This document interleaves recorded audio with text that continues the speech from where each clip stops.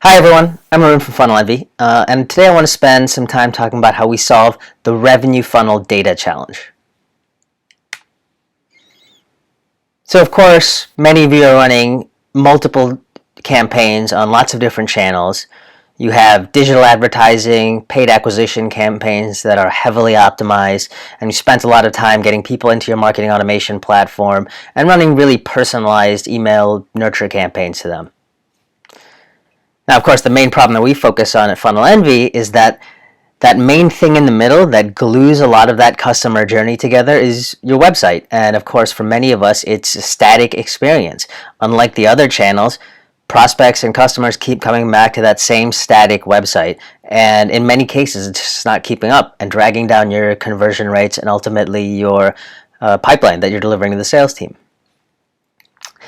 Now, that's a broad example of some very specific demand gen website problems that we commonly run into. You're probably looking at website analytics. And if you've spent any time in there, it's not easy to tell which experiences and offers, things like landing pages or other offers, content, are actually contributing to revenue.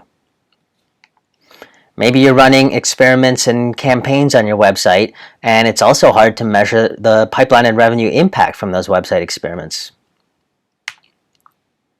And of course, a static website that's showing the same thing to every buyer at every stage isn't very effective at moving prospects efficiently through the funnel. Now, of course, the demand gen revenue journey is long and complex. This is just one example of someone coming to the site, downloading content, getting on a email sequence, attending a webinar, talking to sales, who finally opens an op and later on closes the deal. The important thing to understand is that, of course, that revenue journey occurs in multiple different contexts, multiple different channels, and ultimately different platforms in our back-end MarTech stack, from the website and the website analytics to the marketing automation platform and ultimately the sales team and the CRM platform. Now, the net effect of this is we end up creating a lot of data silos in our stack. Website analytics, the CMS or the optimization tools, maybe third-party firmographic data providers, our back-end systems like marketing automation and CRM. These are all silos of information that all have individual pieces of that entire customer journey. We can think of those individual pieces as pieces of the puzzle that, if we put together, can actually present a cohesive picture of those individuals and accounts and their opportunities as they move throughout that customer journey. Now, the important thing here is having that glue that can bring all of those puzzle pieces together and not only receive data from those individual systems, but also feed them and also feed our business intelligence or reporting. For now, we're going to call that a customer data platform, or CDP. This is similar to a data warehouse, but it has some very specific features that we want to see to be able to solve some of those problems that we were talking about. First off, it's not just sufficient for this CDP to receive data. It needs to have bidirectional integration to a lot of these solutions, so it can pass data between these different platforms. Certainly, it unifies all of these puzzle pieces or that profile data, and because we're talking about demand gen, it happens both at an individual and an account level.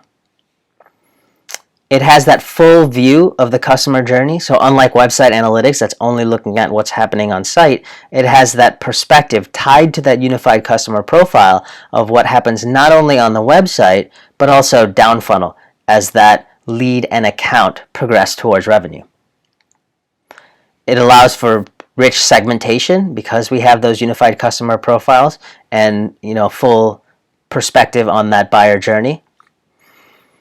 And because we're talking about website optimization, allows for real-time resolution to be able to target those different audiences on the website. So let's get into some of the specific use cases of the customer data platform. First off, we can use it to enhance our existing web analytics. So if you spend a lot of time looking at your website performance and in platforms like Google Analytics, you know that you're typically only looking at those vanity metrics, things like bounce rates and visits and exit rates. Unfortunately, a lot of the interesting data that we have lives in our marketing automation, our CRM, the leads, contacts, accounts, and opportunities that we're really seeking to improve and understand.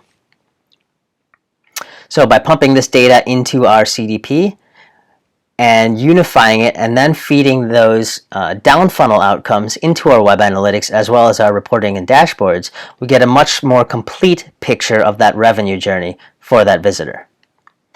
This lets us answer questions like, which experiences and offers on my site are actually contributing to revenue and how much?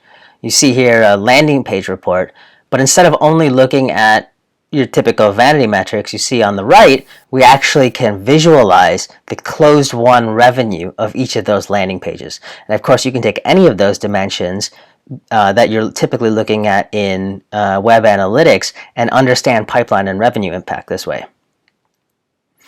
You can also answer ad hoc questions through dashboards like, my website traffic, not just in terms of numbers, but by different buyer stages and the expected revenue of each.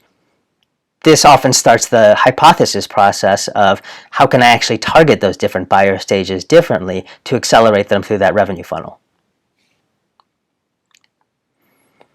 Now, once you actually get into running experiments and campaigns, it can be very difficult to understand how much pipeline and revenue those experiments and campaigns are actually generating, especially if you're using a multi-touch attribution model, which many of you are.